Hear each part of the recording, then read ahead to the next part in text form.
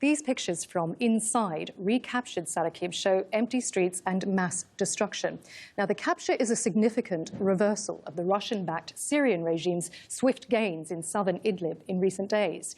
Opposition fighters also reclaimed the town of Saraqib on Tuesday.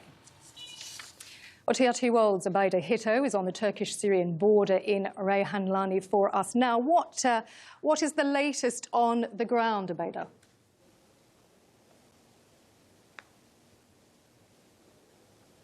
Well, this is exactly as you described, a great change in momentum in the favor of the opposition and the Turkish forces that are trying to push back regime and Russian forces away from the town of Saraqib. They entered Saraqib yesterday evening, and they've been working all day today to try and clear more towns and villages around Saraqib. The bombardment is quite intense, and the fighting is intense also.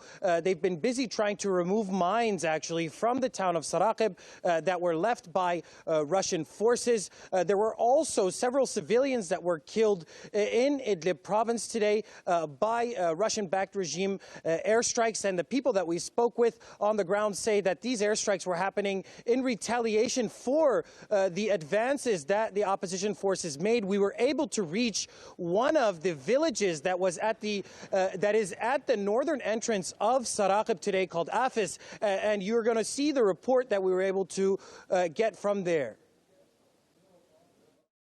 This is the town of Afes, which sits at the entrance, the northern entrance to Saraqib, where opposition forces entered last night. This town was actually cleared from regime forces along with Saraqib. These areas that are around Saraqib are small villages. This village has a population, or had a population, of about 6,000 people. As you can tell, it's been completely destroyed by ongoing regime bombardment. There's no civilians left in this place.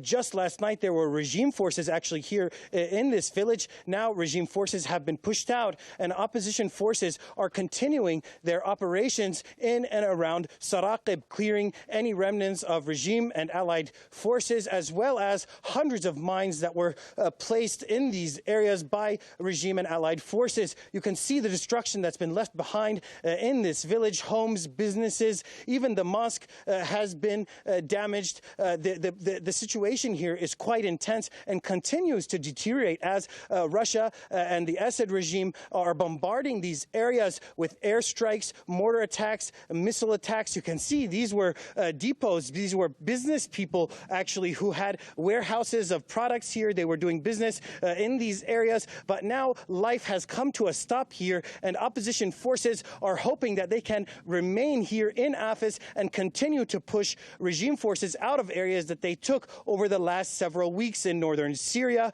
Opposition forces have started their operations around Afes as we speak. We have with us here Hudayfa. He is Hudayfa al-Azif. He is the military commander here for Jaish al-Ahrar, one of the opposition groups that are operating around Saraqib, and he's going to explain to us more about the situation on the ground. Thankfully, we were able to liberate this village called Afes overnight, which is the northern entrance to the strategic town of Saraqib, which sits on the highway that connects Damascus to Aleppo.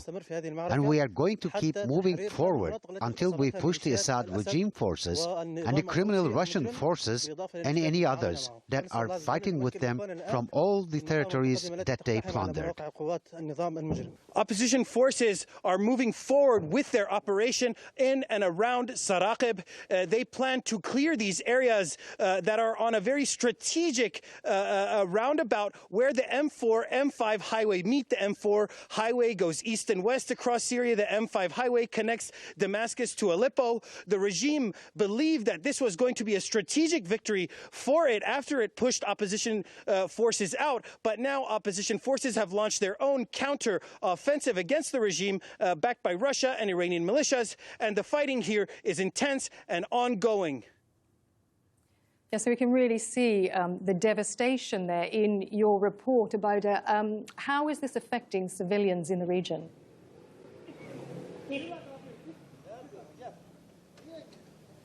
Well, people in northern Syria, especially around the city of Idlib, are leaving, basically. They thought these areas were going to be safe. They were leaving areas like Ma'arat al-Nu'man, Jabal al-Zawiya, Saraqib. They went north into the northern parts of the province, thinking they were going to be safe.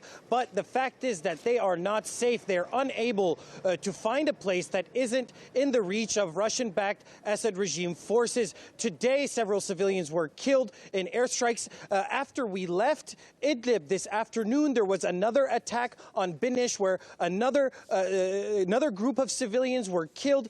We spent some time in these areas today, and it was quite unbelievable to see how sparse the civilian population is, especially in areas around Saraqib. Everybody is leaving. Idlib city, up until yesterday, had upwards of around 1 million people in it, but people no longer feel safe, despite the fact that opposition forces backed by Turkey are making advances against the regime. What we're seeing on the ground and what people are telling us is that the regime backed by Russia is taking revenge on the civilian population by firing rockets and conducting airstrikes deep into opposition territory very near the Turkish border. And the humanitarian conditions of the people who have left their homes and are now living in tents and other different kinds of makeshift shelters near the Turkish border continue to deteriorate. There aren't enough aid organizations reaching these people. There's not enough aid for all of these people. There are upwards of around 2.5 million people that are living near